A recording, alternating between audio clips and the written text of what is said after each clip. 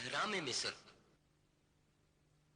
بنی اسرائیل کو غلام بنا کے بادشاہان فرعون نے گیسا میں جو اہرام تعمیر کرائے تھے وہ آج بھی دنیا کے عجائبات میں شمار کیے جاتے ہیں۔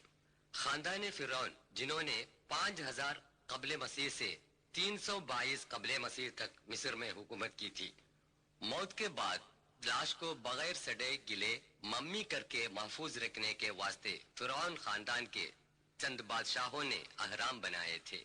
ان میں سے سب سے بڑا چیوف ہے جو بادشاہ خوفو کا پیرامڈ ہے۔ یہ 4500 سال پہلے بنایا ہوا تھا۔ یہ پیرامڈ 23 لاکھ پتھروں سے بنایا گیا ہے، جن میں سے ہر ایک کی سراسر طول 2500 کلو گرام ہے، جس کی اونچائی 147 میٹر ہے۔ اس کی تکمیل کے لیے 3 لاکھ مزدوروں نے کئی سال محنت کی تھی۔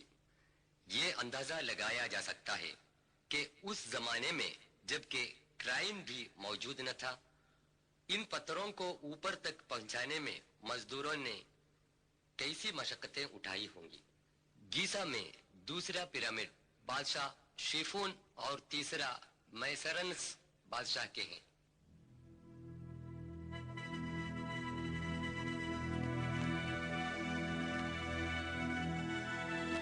جو چھوٹے نظر آتے ہیں ان کی رانیوں کے ہیں۔ بادشاہان فرعون بنی اسرائیل کو بہت ستاتے تھے۔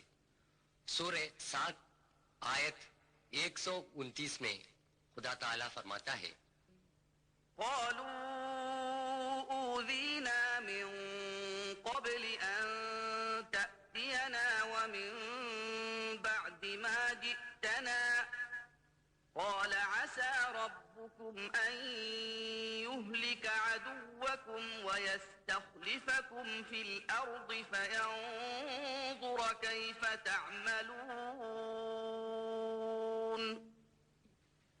بنی اسرائیل نے کہا، تیرے آنے سے پہلے بھی ہم کو ایذائیں پہنچتی رہیں اور تیرے آنے کے بعد بھی۔ موسیٰ علیہ السلام نے کہا، خدا سے امید ہے کہ تمہارے دشمن کو ضرور ہلاک کرے گا اور تم کو زمین میں بادشاہ بنا دے گا، پھر تمہارے کاموں کو بھی دیکھے گا۔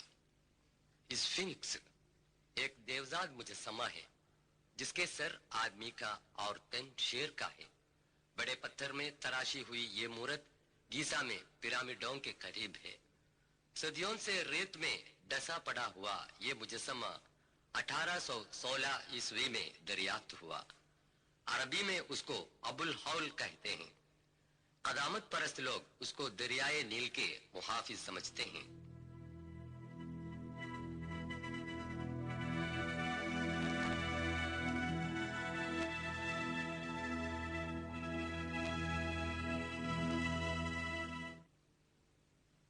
فرعون،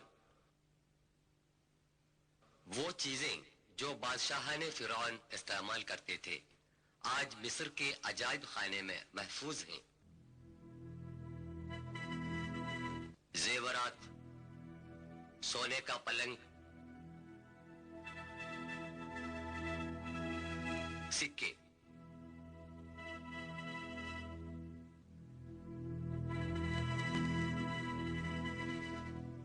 وہ مومیا جس میں فرعون کا جسم پیرامڈ کے اندر دفن کیا گیا تھا، بعد میں مصر کی سرکار نے ان چیزوں کو پیرامڈ کے اندر سے عجائب خانے میں تبدیل کر دیا۔ یہ سونے کا مومیا ہے۔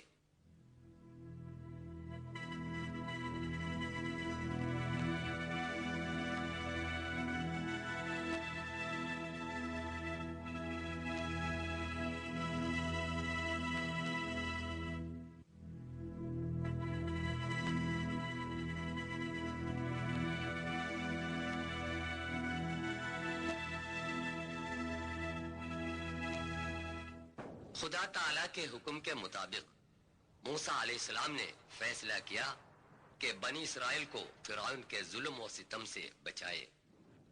حضرت موسیٰ علیہ السلام اور حضرت ہارون علیہ السلام ہزاروں بنی اسرائیلیوں کو ساتھ لے کر چپکے سے راتوں رات مصر سے روپوش ہو گئے۔ یہ جان کر فرعون بھاری لشکر لے کر उनको पकड़ने के लिए निकला। तारीख से पता चलता है कि बहर अहमर के शुमाली तरफ खलीज सूयज के शुमाल में दोनों पहुंच गए। उस नाजुक मौके पर खुदा ताला ने हुक्म दिया। सूरह 26 आयत 63। فأوحينا إلى موسى أن اضرب بعصاك البحر فانفلق فكان كل فرق كالطود العظيم. اپنی لکڑی اس دریا پر مار. یہ خلیج سویز کا وہ حصہ ہے جو اس وقت پھٹ گیا تھا. دونوں طرف پانی ٹیلے کی طرح ہٹ کر رہا. سمندر میں ایک راستہ نکل آیا جو خشک اور سوکھا ہوا تھا، اور اس راستے سے بنی اسرائیل سینا کی طرف بچ نکلے. فرعون اور اس کے لشکر سمندر کے اس راستے سے بنی اسرائیل کے پیچھے پڑے. جب وہ لوگ سمندر کے بیچوں بیچ پہنچ گئے تو پانی کو حکم ہوا فوراً مل جائے. پانی کے طبقات مل گئے.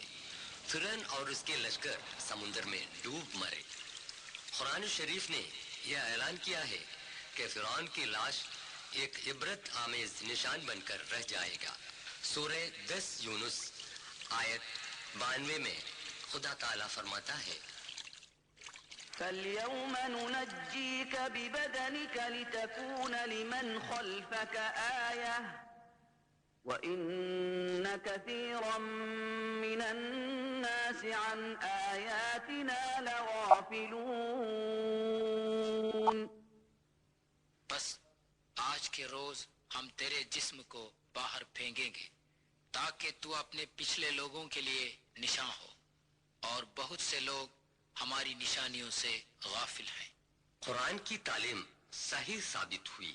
فرعون کی یہ لاش جو 1881 عیسوی کو بحر احمر سے ملی تھی، آج عجائب خانہ مصر کے رائل ممی ہال میں ایک شیشے کے صندوق میں حفاظت سے رکھی گئی ہے. اس کی لمبائی 202 سینٹی میٹر ہے. فرعون کی لاش جو 1235 قبل مسیح میں سمندر میں ڈوبی پڑی تھی، 3116 سال سمندر میں پڑے رہنے کے باوجود بغیر سڑے گلے محفوظ رہے. یہ واقعہ اس کا ثبوت ہے کہ قرآن شریف ایک الہامی کتاب ہے.